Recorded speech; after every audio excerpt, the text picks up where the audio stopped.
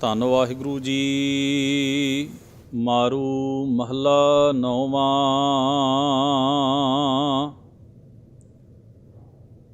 ਮਾਈ ਮੈਂ ਮਨ ਕੋ ਮਾਨ ਨਾ ਤਿਆਗਿਓ, ਮਾਇਆ ਕੀ ਮਦ ਜਨਮ ਸਿਰਾਇਓ। ਰਾਮ ਭਜਨ ਨਹੀਂ ਲਾਗਿਓ, ਮਾਈ ਮੈਂ ਮਨ ਕੋ ਮਾਨ ਨਾ ਤਿਆਗਿਓ। ਮਾਇਆ ਕੀ ਮਦ ਜਨਮ ਸਿਰਾਇਓ, ਰਾਮ ਭਜਨ ਨਹੀਂ ਲਾਗਿਓ। ਰਹਾਉ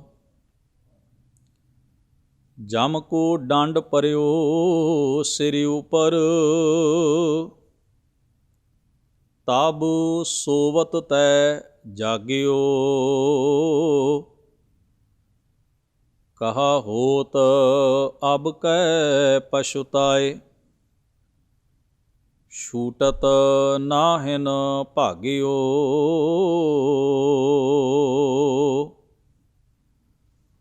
ਇਹ ਚਿੰਤਾ ਉਪਜੀ ਘਟ ਮਹਿ, ਜਬ ਗੁਰ ਚਰਨਨ ਅਨੁਰਾਗਿਓ। ਸੁਫਲ ਜਨਮ ਨਾਨਕ ਤਬ ਹੁਆ, ਜੋ ਪ੍ਰਭ ਜਸ ਮਹਿ ਪਾਗਿਓ।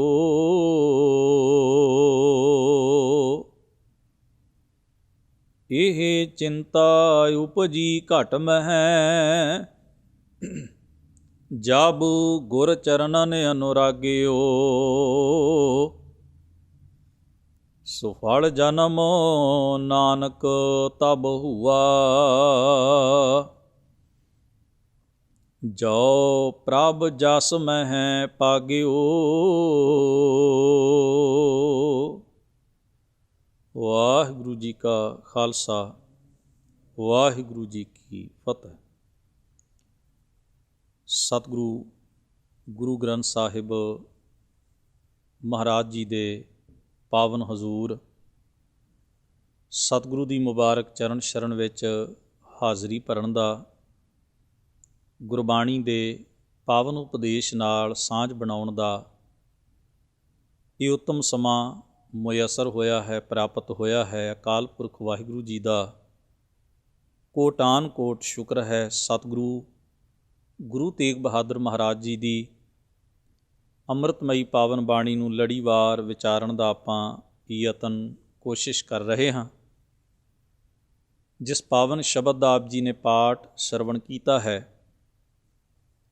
ਧੰਨ ਗੁਰੂ ਗ੍ਰੰਥ ਸਾਹਿਬ ਮਹਾਰਾਜ ਦੇ ਅੰਕ ਨੰਬਰ 1008 ਉੱਪਰ ਰਾਗ ਮਾਰੂ ਦੇ ਵਿੱਚ ਇਹ ਸਤਿਗੁਰੂ ਜੀ ਦਾ ਦਰਜ ਤੀਸਰਾ ਸ਼ਬਦ ਹੈ। ਮਾਰੂ ਰਾਗ ਵਿੱਚ ਗੁਰੂ ਤੇਗ ਬਹਾਦਰ ਮਹਾਰਾਜ ਜੀ ਦੇ ਕੁੱਲ 3 ਸ਼ਬਦ ਦਰਜ ਨੇ। ਇਸ ਤੋਂ ਪਹਿਲੇ 2 ਸ਼ਬਦਾਂ ਦੀ ਆਪਾਂ ਵਿਚਾਰ ਪਹਿਲੇ ਦੀਵਾਨਾਂ ਵਿੱਚ ਪਹਿਲਾਂ ਕਰ ਚੁੱਕੇ ਹਾਂ। ਸਤਿਗੁਰੂ ਜੀ ਇਸ ਤੀਸਰੇ ਸ਼ਬਦ ਦੇ ਰਹਾਉ ਵਾਲੇ ਬੰਦ ਵਿੱਚ ਸੰਬੋਧਨ ਕਰਨ ਲਈ ਸ਼ਬਦ, ਜਿਵੇਂ ਇਸ ਤੋਂ ਪਹਿਲੇ ਸ਼ਬਦ ਵਿੱਚ ਰੀ ਮਾਈ ਸ਼ਬਦ ਦੀ ਵਰਤੋਂ ਸਤਿਗੁਰੂ ਨੇ ਕੀਤੀ ਸੀ, ਮਾਈ ਸ਼ਬਦ ਕਹਿ ਕੇ ਮਹਾਰਾਜ ਸੰਬੋਧਨ ਹੁੰਦੇ ਹਨ। ਹੇ ਮੇਰੀ ਮਾਂ, ਮੈਂ ਮਨ ਕੋ ਮਾਨ ਨਾ ਤਿਆਗਿਓ। ਮੈਂ ਮਨ ਦਾ ਗਰੂਰ, ਮਨ ਵਿੱਚ ਵਸੀ ਹੋਈ ਹਉਮੈ ਨਹੀਂ ਛੱਡੀ, ਉਸ ਦਾ ਤਿਆਗ ਨਹੀਂ ਕੀਤਾ। ਗੁਰਬਾਣੀ ਦੇ ਅੰਦਰ ਮਾਣ ਸ਼ਬਦ ਵੀ ਆਉਂਦਾ ਹੈ, ਜਿਸ ਦਾ ਅਰਥ ਪ੍ਰਾਊਡ ਹੈ। ਮਾਣ ਸ਼ਬਦ ਪ੍ਰਾਊਡ ਦੇ ਅਰਥਾਂ ਵਿੱਚ ਵੀ ਆਉਂਦਾ ਹੈ, ਅਤੇ ਮਾਣ ਸ਼ਬਦ ਗੁਮਾਨ, ਗਰੂਰ, ਅਹੰਕਾਰ, ਈਗੋ ਦੇ ਅਰਥਾਂ ਵਿੱਚ ਵੀ ਆਉਂਦਾ ਹੈ। ਅਹੰਕਾਰ, ਹੰਕਾਰ, ਅਹੰ ਰੋਗ ਜਾਂ ਫਿਰ ਮਾਨ। ਸਤਿਗੁਰੂ ਪਾਤਸ਼ਾਹ ਦੇ ਸਾਰੇ ਸ਼ਬਦ ਇੱਕੇ ਹੀ ਅੰਦਰ ਦੀ ਉਸ ਭਾਵਨਾ ਦੇ ਪ੍ਰਗਟਾਵੇ ਦੇ ਹਨ, ਜਿਸ ਨੂੰ ਆਪਾਂ ਹਉਮੈ, ਹੰਕਾਰ ਆਦਿ ਕਹਿੰਦੇ ਹਾਂ। ਇਹ ਸਾਡੇ ਅੰਦਰ ਇੱਕ ਐਸਾ ਵੇਗ ਹੈ ਜਿਸ ਵਿੱਚ ਅਸੀਂ ਆਪਣੀ ਆਪ ਨੂੰ ਹੀ ਹਰ ਜਗ੍ਹਾ ਦੇ ਉੱਤੇ ਮਹਿਸੂਸ ਕਰਦੇ ਹਾਂ, ਜਿੱਥੇ ਅਸੀਂ ਆਪਣੀ ਹੱਦ ਨੂੰ, ਆਪਣੀ ਲਿਮਟ ਨੂੰ, ਆਪਣੀ ਸੀਮਾ ਨੂੰ ਉਲੰਘਦੇ ਹਾਂ। ਜਾਂ ਇਉਂ ਕਹਿ ਲਓ, ਅਹੰਕਾਰ ਦੀ ਇੱਕ ਪ੍ਰਵਿਰਤੀ, ਇੱਕ ਸੁਭਾਅ ਹੈ ਕਿ ਜਿੱਥੇ ਮਨੁੱਖ ਆਪਣੀ ਹੱਦ ਨੂੰ ਭੁੱਲ ਕੇ, ਲਿਮਟ ਨੂੰ, ਹੱਦ ਨੂੰ ਕ੍ਰੋਸ ਕਰਕੇ, ਉਲੰਘ ਕੇ ਦੂਸਰੇ ਦੇ ਜੀਵਨ ਵਿੱਚ ਕੋਈ ਦਖਲਅੰਦਾਜ਼ੀ ਪੈਦਾ ਕਰਦਾ ਹੈ। ਜਿੱਥੇ ਉਸ ਦੀ ਜ਼ਿੰਦਗੀ ਦੇ ਹੱਕਾਂ ਵਿੱਚ ਜਾ ਕੇ ਮਨੁੱਖ ਕਦਮ ਰੱਖਦਾ ਹੈ, ਉਹ ਹਉਮੈ ਅਤੇ ਹੰਕਾਰ ਦਾ ਸਾਇਰਨ ਹੁੰਦਾ ਹੈ, ਅਲਾਰਮ ਹੁੰਦਾ ਹੈ, ਆਵਾਜ਼ ਦਿੰਦਾ ਹੈ। ਜਿਵੇਂ ਅਸੀਂ ਗੁਰੂ ਤੇਗ ਬਹਾਦਰ ਮਹਾਰਾਜ ਦਾ ਜੀਵਨ ਪੜ੍ਹਦੇ ਹਾਂ, ਸਾਡੇ ਸਾਹਮਣੇ ਸਤਿਗੁਰੂ ਗੁਰੂ ਤੇਗ ਬਹਾਦਰ ਪਾਤਸ਼ਾਹ ਜੀ ਦੀ ਸ਼ਹਾਦਤ ਦੀ ਗੱਲ ਜਿਸ ਵੇਲੇ ਇਤਿਹਾਸ ਦੇ ਪੰਨਿਆਂ ਤੋਂ ਆਉਂਦੀ ਹੈ, ਤਾਂ ਉੱਥੇ ਇੱਕ ਕਰੈਕਟਰ ਸਾਡੇ ਸਾਹਮਣੇ ਆਉਂਦਾ ਹੈ, ਗੁਰੂ ਤੇਗ ਬਹਾਦਰ ਮਹਾਰਾਜ ਜੀ ਦੀ ਗ੍ਰਿਫਤਾਰੀ ਦੇ ਹੁਕਮ ਜਾਰੀ ਕਰਨ ਵਾਲਾ, ਗੁਰੂ ਤੇਗ ਬਹਾਦਰ ਸਾਹਿਬ ਮਹਾਰਾਜ ਨੂੰ ਸ਼ਹੀਦ ਕਰਨ ਦਾ ਫਰਮਾਨ ਜਾਰੀ ਕਰਨ ਵਾਲਾ ਔਰੰਗਜ਼ੇਬ ਭਾਰਤ ਦਾ ਡਿਕਟੇਟਰ ਹੈ, ਬਾਦਸ਼ਾਹ ਹੈ, ਮੁਗਲ ਅੰਪਾਇਰ ਦਾ ਐਂਪਰਰ ਹੈ, ਬਾਦਸ਼ਾਹ ਹੈ, ਤਖਤ ਉੱਤੇ ਬੈਠੀ ਹੋਈ ਇੱਕ ਸੱਤਾ ਹੈ, ਤਾਨਾਸ਼ਾਹ ਹੈ। ਉਹ ਜਿਸ ਮਜ਼ਹਬ ਨੂੰ ਮੁਹੱਬਤ ਕਰਦਾ ਹੈ, ਜਿਸ ਮਜ਼ਹਬ ਵਿੱਚ ਉਹ ਪੈਦਾ ਹੋਇਆ, ਜਿਸ ਦੀ ਉਹਨੇ ਤਾਲੀਮ ਲਈ ਹੈ, ਸੁਭਾਵਕ ਹੈ ਉਸ ਨਾਲ ਉਹਦਾ ਪ੍ਰੇਮ ਹੈ। ਜਿਹੜੀ ਭਾਸ਼ਾ ਉਸ ਨੂੰ ਚੰਗੀ ਲੱਗਦੀ ਹੈ, ਜਿਹੜਾ ਪਹਿਰਾਵਾ, ਜੋ ਕਲਚਰ ਉਸ ਨੂੰ ਚੰਗਾ ਲੱਗਦਾ ਹੈ, ਉਹ ਉਹਨਾਂ ਚੀਜ਼ਾਂ ਨੂੰ ਫੋਲੋ ਕਰਦਾ ਹੈ। ਉਸ ਨੂੰ ਇਹ ਵੀ ਹੱਕ ਹੈ ਕਿ ਉਹ ਆਪਣੀ ਜੋ ਉਸ ਨੂੰ ਚੰਗਾ ਲੱਗਦਾ ਹੈ ਉਹ ਉਸ ਬਾਰੇ ਦੁਨੀਆ ਨੂੰ ਦੱਸੇ, ਪਰ ਉਸ ਨੂੰ ਇਹ ਹੱਕ ਕਤਈ ਨਹੀਂ ਕਿ ਉਹ ਤਾਕਤ ਰਾਹੀਂ ਆਪਣੇ ਮਜ਼ਹਬ ਨੂੰ ਦੂਸਰਿਆਂ 'ਤੇ ਥੋਪ ਰਿਹਾ ਹੋਵੇ। ਆਪਣੀ ਭਾਸ਼ਾ, ਆਪਣਾ ਪਹਿਰਾਵਾ, ਜੋ ਉਹਨੂੰ ਚੰਗਾ ਲੱਗਦਾ ਹੈ, ਜ਼ਬਰਦਸਤੀ ਦੂਸਰਿਆਂ ਦੇ ਗਲ ਪਾਉਣਾ ਚਾਹੇ। ਇਹ ਜ਼ੋਰ ਹੈ, ਜ਼ੁਲਮ ਹੈ। ਭੈ ਰਾਹੀਂ ਡਰ ਮਨਾ ਕੇ, ਈਨ ਮਨਾ ਕੇ ਅਗਲੇ ਨੂੰ ਉਹ ਦੇਣਾ ਜਿਸ ਨੂੰ ਅਡੋਪਟ ਨਹੀਂ ਕਰ ਰਿਹਾ, ਧਾਰਨ ਨਹੀਂ ਕਰ ਰਿਹਾ, ਗ੍ਰਹਿਣ ਨਹੀਂ ਕਰ ਰਿਹਾ। ਇਹ ਨਿਸ਼ਾਨੀ ਹੈ ਗੁਰੂਰ ਦੀ, ਮਾਣ ਦੀ, ਕਿ ਮੈਂ ਹੀ ਹੋਵਾਂ, ਮੇਰੇ ਮੁਤਾਬਕ ਹੀ ਸਭੋ ਕੁਝ ਹੋਵੇ। ਇਹ ਤਾਂ ਇੱਕ ਪ੍ਰਗਟਾ ਹੈ ਹਉਮੈ ਦਾ, ਕਿਸੇ ਨਾ ਕਿਸੇ ਰੂਪ ਵਿੱਚ ਪ੍ਰਗਟ ਹੋ ਰਿਹਾ ਹੈ। ਔਰੰਗਜ਼ੇਬ ਤਾਂ ਇੱਕ ਐਗਜ਼ੈਂਪਲ ਬਣ ਗਿਆ, ਇਤਿਹਾਸ ਵਿੱਚ ਇੱਕ ਉਦਾਹਰਣ ਬਣ ਗਿਆ। ਪਰ ਅਸੀਂ ਆਪਣੇ ਸਾਰੇ ਹੀ ਆਪਣੇ ਜੀਵਨ ਵਿੱਚ ਝਾਤ ਮਾਰ ਕੇ ਵੇਖੀਏ। ਮੈਂ ਕਈ ਵਾਰ ਗੁਰਬਾਣੀ ਦੀ ਉਦਾਹਰਣ ਦਿੰਦਾ, ਜਿੱਥੇ ਸਤਿਗੁਰੂ ਕਹਿੰਦੇ ਨੇ, ਹਰ ਜੁਗ ਜੁਗ ਭਗਤੂ ਪਾਇਆ, ਪੈਜ ਰੱਖਦਾ ਆਇਆ, ਰਾਮ ਰਾਜੇ ਹਰਨਾਕਸ਼ ਦੁਸ਼ਟ ਹਰ ਮਾਰਿਆ, ਪ੍ਰਹਲਾਦ ਤਰਾਇਆ, ਅਹੰਕਾਰੀਆਂ ਨਿੰਦਕਾਂ ਪਿੱਠ ਦੇ, ਨਾਮਦੇਵ ਮੁਖ ਲਾਇਆ, ਜਨ ਨਾਨਕ ਐਸਾ ਰਸੇਵਿਆ, ਅੰਤ ਲੈ ਛਲਾਇਆ। ਹੁਣ ਉੱਥੇ ਹਰਨਾਕਸ਼ ਕੌਣ ਹੈ? ਅਹੰਕਾਰ ਦਾ ਇੱਕ ਬਿੰਬ ਹੈ, ਪ੍ਰਤੀਕ ਹੈ। ਭਗਤ ਨਾਮਦੇਵ ਸਾਹਿਬ ਨੂੰ ਨੀਵਾਂ ਕਹਿ ਕੇ ਦੁਰਕਾਰਨ ਵਾਲੇ ਕੌਣ ਨੇ? ਅਹੰਕਾਰ ਦਾ, ਹਉਮੈ ਦਾ ਇੱਕ ਪ੍ਰਤੀਕ, ਇੱਕ ਬਿੰਬ ਨੇ, ਜਿਨ੍ਹਾਂ ਦੀ ਜ਼ਿੰਦਗੀ ਦੇ ਵਿੱਚ ਹਉਂ ਇਸ ਕਦਰ ਵਸੀ ਹੋਈ ਹੈ ਕਿ ਜਿਨ੍ਹਾਂ ਨੂੰ ਲੱਗਦਾ ਹੈ ਕਿ ਭਗਵਾਨ ਉੱਤੇ ਵੀ ਸਾਡੀ ਇਜਾਰੇਦਾਰੀ ਹੈ, ਸਾਡਾ ਹਕੂਕ ਹੈ। ਭਗਤ ਨਾਮਦੇਵ ਸਾਹਿਬ ਉਹਨਾਂ ਨੂੰ ਇਨਸਾਨ ਨਜ਼ਰ ਨਹੀਂ ਆਉਂਦੇ। ਪ੍ਰਹਲਾਦ ਉਹਨਾਂ ਵਾਸਤੇ ਇੱਕ ਮਾਮੂਲੀ ਚੀਜ਼ ਹੈ। ਸਤਿਗੁਰੂ ਮਹਾਰਾਜ ਦੇ ਇਹਨਾਂ ਵਰਤੇ ਹੋਏ ਉਦਾਹਰਨਾਂ ਦੇ ਪਿਛੋਕੜ ਨੂੰ ਅਤੇ ਭਾਵਾਂ ਨੂੰ ਸਮਝਣਾ ਬੇਹੱਦ ਜ਼ਿਆਦਾ ਲਾਜ਼ਮੀ ਹੁੰਦਾ ਹੈ। ਗਰੀਬ ਨਵਾਜ ਸਤਿਗੁਰੂ ਧੰਨ ਗੁਰੂ ਤੇਗ ਬਹਾਦਰ ਮਹਾਰਾਜ ਆਪਣੇ ਇਸ ਮੁਬਾਰਕ ਸ਼ਬਦ ਵਿੱਚ ਫਰਮਾਉਂਦੇ ਨੇ, ਮਾਈ ਮੈਂ ਮਨ ਕੋ ਮਾਨ ਨਾ ਤਿਆਗਿਓ। ਇੱਕ ਐਸਾ ਗਹਿਰਾ ਵੇਗ ਹੈ ਜਿਹੜਾ ਮਨੁੱਖੀ ਜੀਵਨ ਵਿੱਚ ਮਨੁੱਖ ਦੀ ਅਗਿਆਨਤਾ ਨੂੰ ਵਧਾਉਂਦਾ ਹੈ ਅਤੇ ਅਗਿਆਨਤਾ ਦੇ ਉੱਤੇ ਪਰਦਾ ਪਾ ਕੇ ਮਨੁੱਖ ਨੂੰ ਇਹ ਭੁਲੇਖਾ ਪਾ ਦਿੰਦਾ ਹੈ ਵੀ ਉਸ ਨੂੰ ਸਭ ਪਤਾ ਹੈ। ਯਾਨੀ ਕਿ ਅਗਿਆਨੀ ਨੂੰ ਵੀ ਗਿਆਨੀ ਹੋਣ ਦਾ ਭਰਮ ਅਹੰਕਾਰ ਕਰਕੇ ਪੈਂਦਾ ਹੈ, ਹਉਂ ਕਰਕੇ ਪੈਂਦਾ ਹੈ। ਮੂਰਖ ਨੂੰ ਵੀ ਵਕਤਾ ਹੋਣ ਦਾ ਭਰਮ ਅਹੰਕਾਰ ਕਰਕੇ ਪੈਂਦਾ ਹੈ। ਨਾ ਚੀਜ਼ ਜਾਏ ਮਨੁੱਖ ਨੂੰ ਕੁਝ ਹੋਣ ਦਾ ਗਰੂਰ ਹੋ ਜਾਏ, ਇਹ ਅਹੰਕਾਰ ਦਾ ਪੜਦਾ ਹੈ। ਇਸੇ ਲਈ ਸਤਿਗੁਰੂ ਨੇ ਕਿਹਾ, ਧਨ ਪਿਰਕਾ ਇੱਕ ਹੀ ਸੰਗ ਵਾਸਾ, ਵਿੱਚ ਹਉਮੈ ਭੀਤ ਕਰਾਰੀ। ਇਸ ਨੂੰ ਬੜੀ ਕਰਾਰੀ ਸ਼ਬਦ ਦਾ ਮਤਲਬ ਹੈ ਮਜ਼ਬੂਤ। ਇੱਕ ਮਜ਼ਬੂਤ ਕੰਧ ਹੈ ਤੇਰੇ ਵਿੱਚ ਤੇ ਤੇਰੇ ਸਿਰਜਣਹਾਰ ਦੇ ਵਿੱਚ। ਉਹ ਕੰਧ ਹੈ ਹਉਮੈ ਦੀ, ਅਹੰਕਾਰ ਦੀ। ਜਿਸ ਦਿਨ ਇਹ ਮਜ਼ਬੂਤ ਕੰਧ ਨੂੰ ਤੋੜਨ ਦੇ ਤੂੰ ਸਮਰੱਥ ਹੋ ਗਿਆ, ਉਸ ਦਿਨ ਤੇਰੀ ਮਨੋਦਸ਼ਾ ਹੋਏਗੀ ਤੋਹੀ ਮੋਹੀ ਮੋਹੀ ਤੋਹੀ ਅੰਤਰ ਕੈਸਾ, ਕਨਕ ਕਟਕ ਜਲ ਤਰੰਗ ਜੈਸਾ। ਉਸ ਦਿਨ ਤੇਰੇ ਭੇਦ ਮਿਟ ਜਾਣਗੇ, ਤੈਨੂੰ ਆਪਣੀ ਸਮਰੱਥਾ ਦਾ ਗਿਆਨ ਹੋਏਗਾ। ਉਸ ਦਿਨ ਤੂੰ ਅੱਜ ਤੂੰ ਹੰਕਾਰ ਮਾਣਦਾ, ਉਸ ਦਿਨ ਤੂੰ ਬਖਸ਼ਿਸ਼ ਮਾਣੇਗਾ। ਅੱਜ ਤੈਨੂੰ ਹੁੰਦਾ ਮੇਰੇ ਕੋਲ ਤਾਕਤ, ਉਸ ਦਿਨ ਤੂੰ ਆਖੇਂਗਾ ਸ਼ੁਕਰ ਹੈ ਮੇਰੇ ਕੋਲ ਤਾਕਤ ਹੈ, ਮੈਨੂੰ ਮੌਕਾ ਮਿਲਿਆ, ਇਹਦੇ ਰਾਹੀਂ ਮੈਂ ਕੁਝ ਚੰਗਾ ਕਰ ਸਕਾਂ।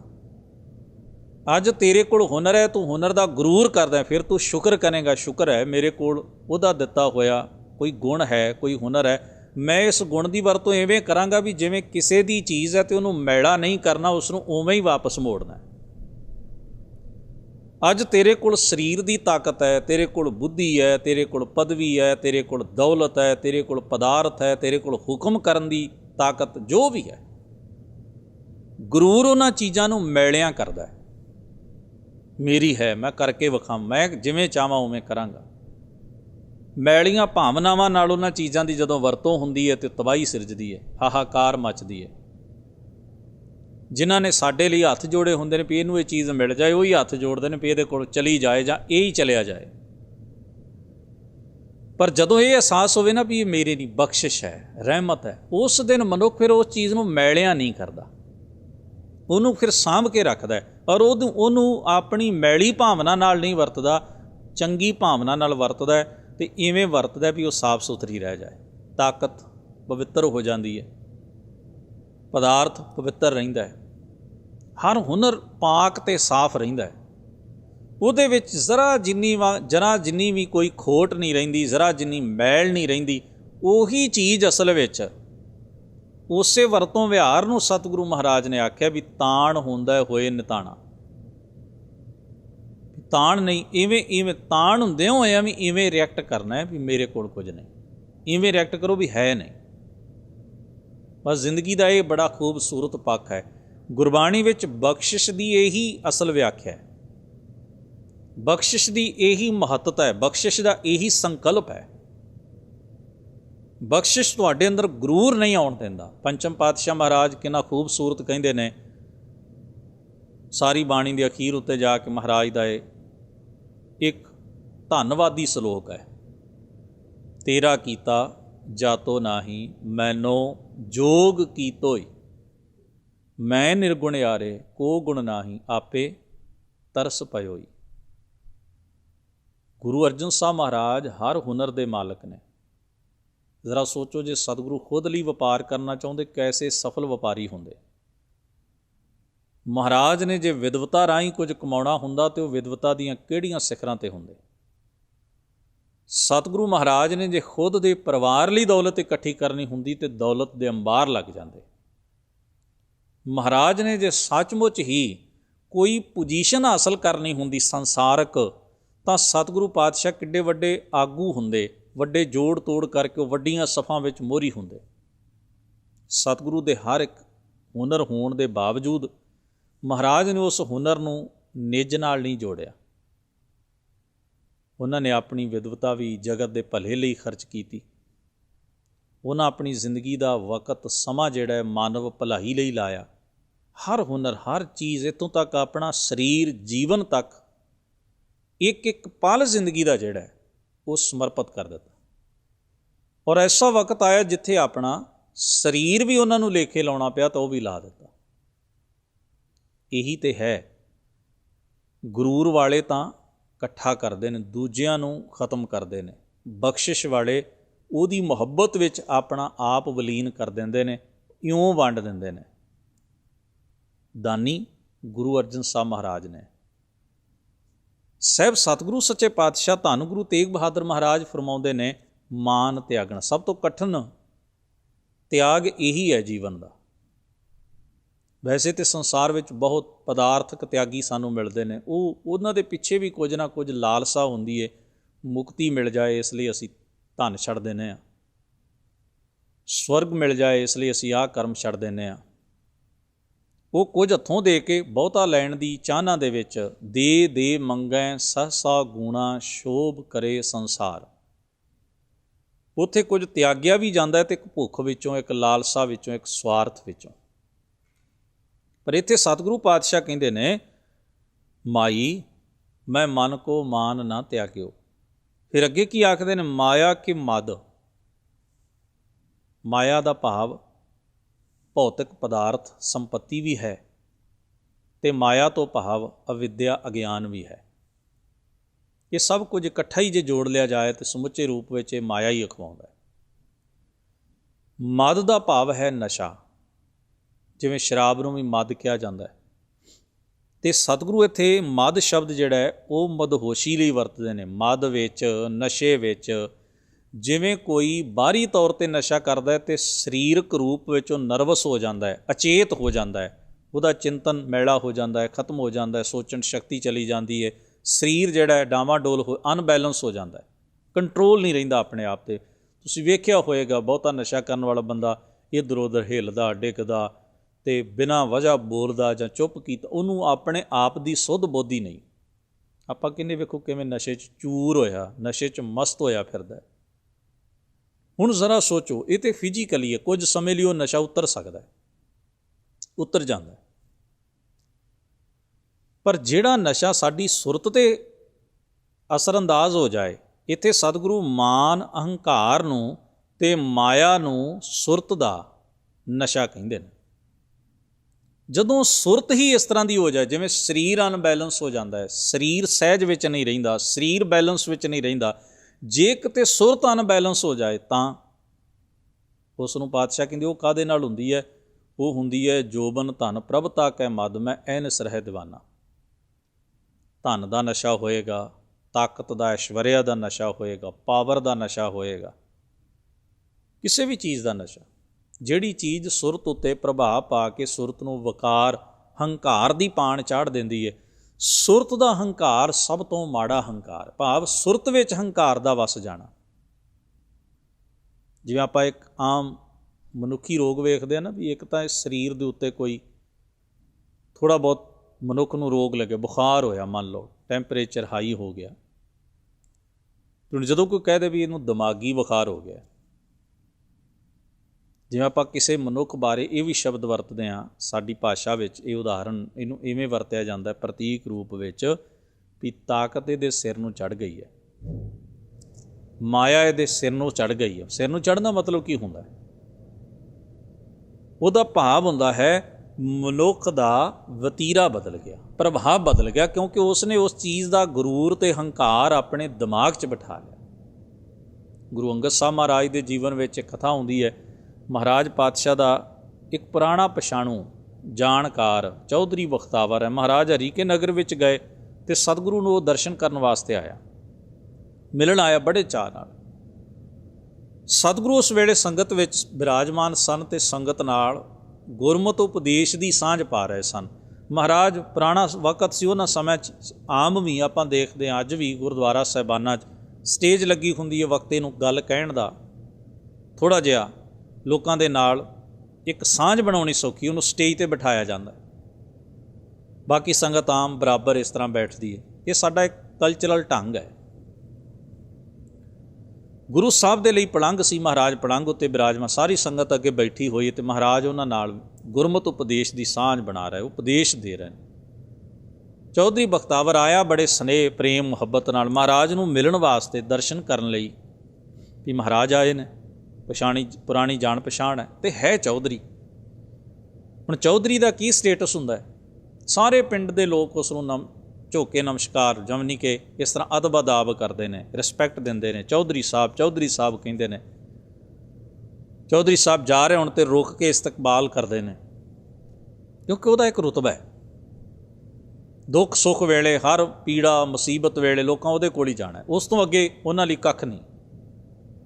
ਉਹ ਇਲਾਕੇ ਦੀ ਸਾਰੀ ਤਾਕਤ ਦਾ ਮਾਲਕ ਹੈ।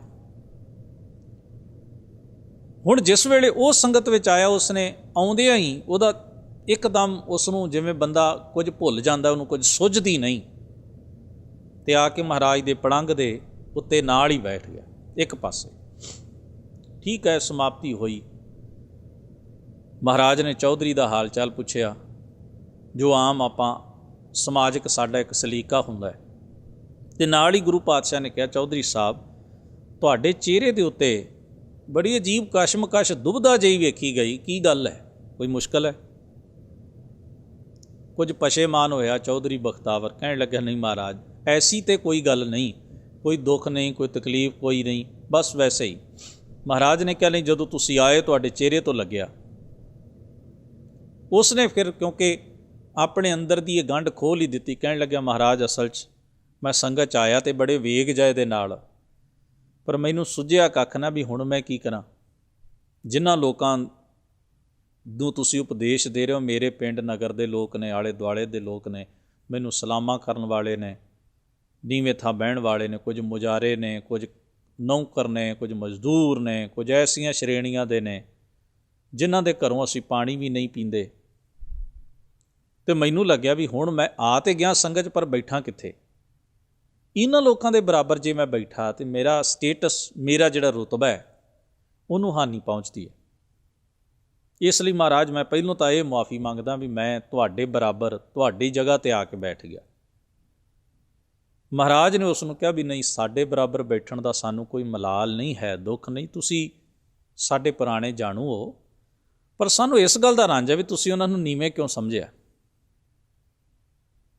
हुण चीज़ अंदर किहड़ी काम? महाराज फिर उन्होंने समझाउंदे ने भी अंदर जरा छाणबीण करके वेखो, अंदर ये सत्कार तुहाडे रुतबे करके है तुहाडा, कल नूं ये रुतबा ना रहा तो ये सत्कार जांदा लगेगा।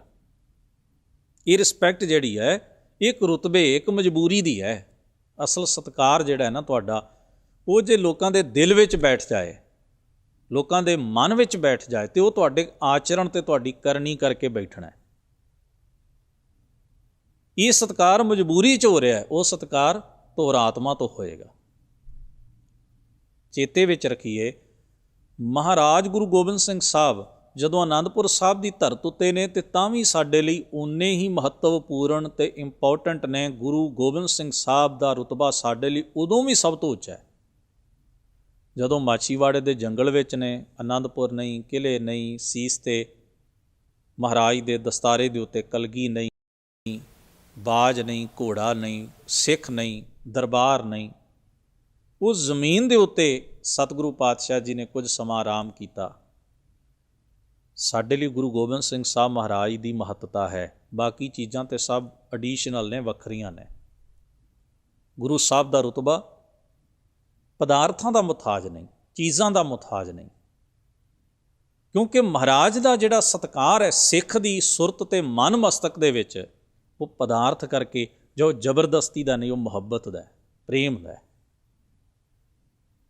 गुरु नानक साहब महाराज ने अपने जीवन में धर्म प्रचार करदिआं कई थाई कई किस्म के पहरावे पे ने, पर साडी गुरु नानक साहब महाराज की महत्ता साडी दृष्टि विच उन्हां दे किसी पहरावे करके नहीं, उन्हां दी उस महान शख्सियत दे बिंब करके है। तो पातशाह महाराज इत्थे की फरमाउंदे ने, हजूर कहते हैं भी संसार दे विच कुछ ऐसे लोग ने जिन्हां कोल कुछ आउंदा है तो गुरूर भी आउंदा है। वो पदार्थ दे नाल नाल उहदा नशा भी अपने आप नूं देना शुरू कर लैंदे ने। ऐसे लोग की करते हैं, माया के मद जन्म सिरायो, जन्म अजाई गवा लेंदे ने इस नशे विच।